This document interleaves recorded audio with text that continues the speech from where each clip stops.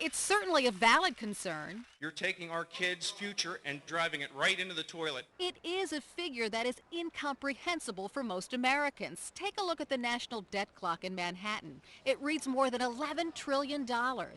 Just saying, if health care reform passes, will our kids pay through the nose? Yeah, that's something I think we haven't talked enough about. Some, like Michael Tanner of the Libertarian Cato Institute, believe young adults are likely to bear the brunt of reform's cost. Certainly those young people who don't have insurance today are going to be required to go out and buy insurance.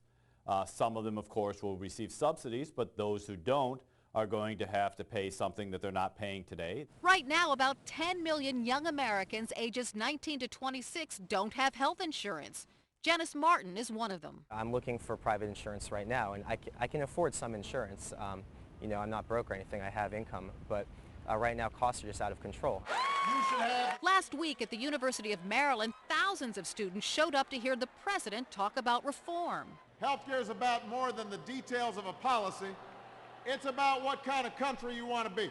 Mr. Obama's words resonated, despite the fact many here will be saddled with college debt and the prospect of a terrible job market.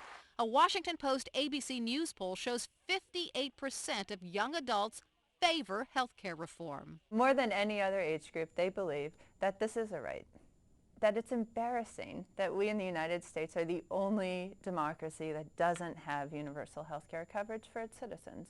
Under the latest Senate proposal, tax experts say a bare-bones catastrophic policy for young people could cost as much as $200 per month. The president has promised he won't sign any reform that adds to the deficit. Critics say that just means higher taxes on something.